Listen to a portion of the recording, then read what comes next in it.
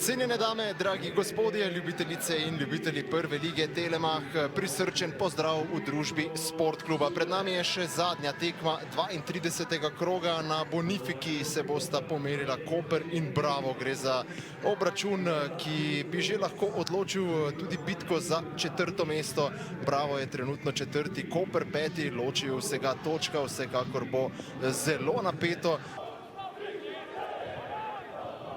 Omenil sem že, da je Bogatinov doživel prvi poraz proti Domžalam, no tule pa zdaj priložnost in dobra obramba Matije Orbaniča, ki ima 6 zadetkov, je poškodovan.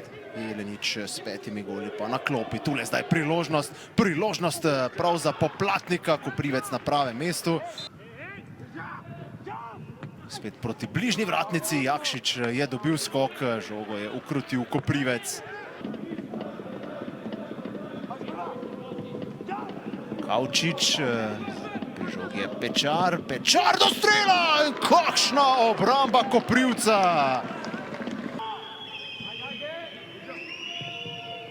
Nevarna podaja proti Štrausu, tam potem tudi na oddaljenejši vratnici.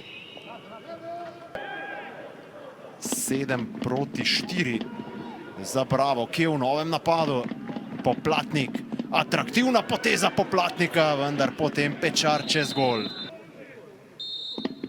Lahko prikažejo Jelenič v kazenski prostor. Če bo Bravo upisal remiz 0-0, bo klub z največ rezultati. Ampak tule je zdaj priložnost, Stankovič pa naravnost v naročje Koprivca.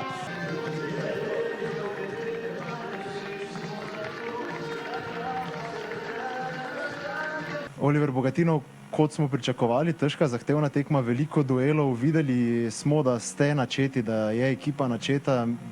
Če sem prav opazil, ste tudi izgubili, mislim, da vse še 2 igralca, tako da se res pozna ta ritem igranja. Najprej morda vseeno o tem, kako ste videli obračun, različna polčasa, v prvem več ideje, v napadu, v drugem pa nekaj manj.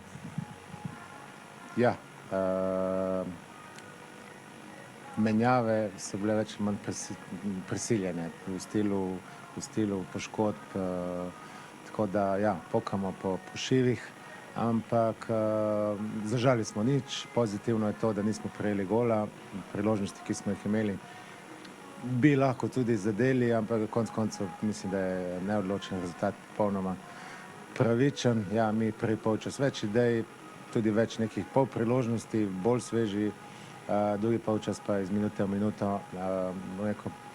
Se tekma je postala bolj odprta na eni in drugi strani, Bravo mogoče večkrat in bolj nevaren, mi pa smo poskušali ohraniti gol nedotaknjen, a hkrati smo upali, da ga lahko zabijemo tudi do zadnje sekunde. Zdaj v boju za četrto mesto se točkovno nič ne spremenilo, se je pa spremenilo to, da imate zdaj vi dokončno tisto prednost na medsebojnih tekmah. Kaj to morda pomeni v boju za četrto mesto? Koliko je to lahko nek tisti motiv, ki ga boste tudi vi potem iskali pri igralcih ob teh 4 preostalih obračunih?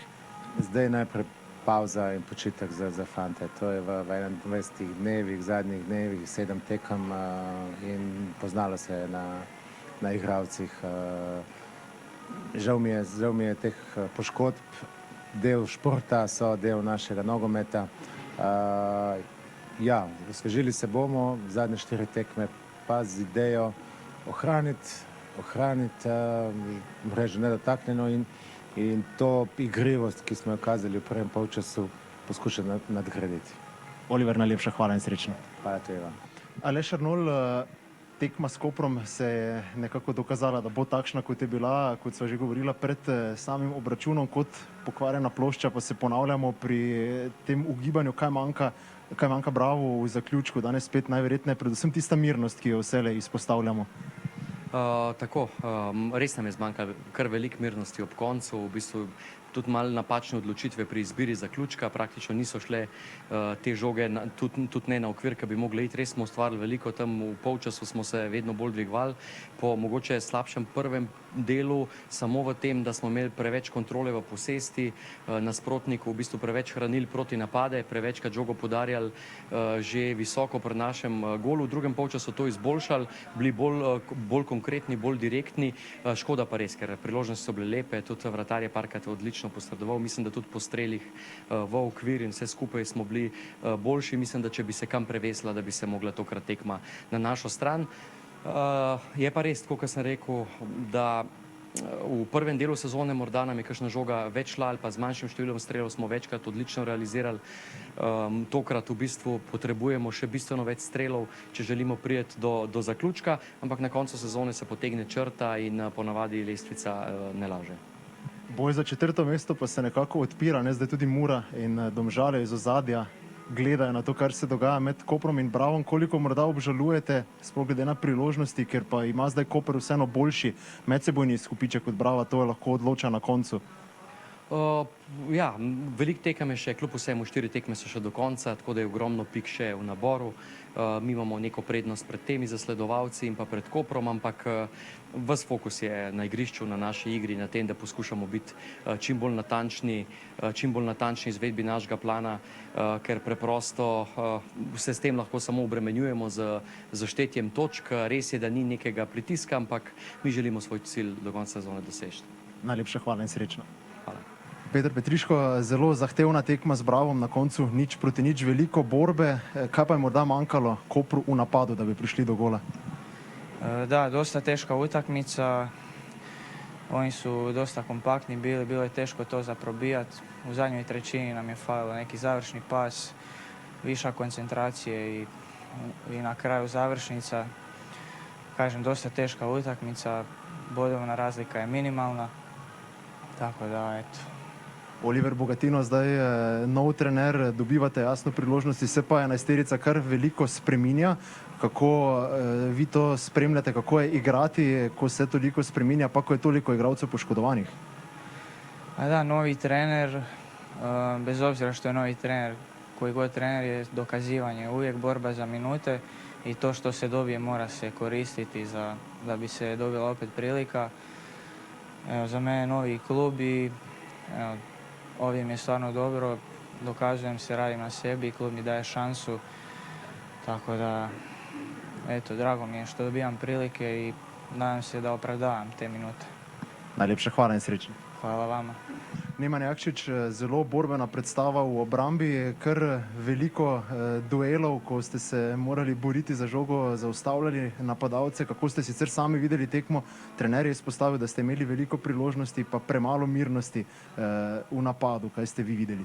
Ja, pa dobro, tako teška tekma. Puno duelov, puno prekinitev, pod sebe i drugi polčas. Pa imeli smo dosti priložnosti, samo Bože moj nismo zabili, ok, gremo naprej. To je za nami, gremo zdaj v novi teden, nova tekma in tak naprej. Zmaga se nekako izmika, ampak so pa pomembne te tekme, ko pa ne prejmete zadetka, zdaj 4. v tej sezoni, remi 0:0. Koliko vam to v obrambi pomeni, da ste tako čvrsti? Ja, seveda da pomeni. Zdaj mi težimo k tomu, da bi zmagovali. Samo odvisno je tudi od nasprotnika, kako se odvija tekma. Jaz sem vesel, da smo tekmo privedli 1 pika, ok, 0:0. Zdaj, naprimer, proti Domžala smo bili ok, pol smo primili v 20 minutah 3 gola. Tako da moramo biti pametni in tekmo pripeljati do konca. Najlepša hvala. Hvala vam.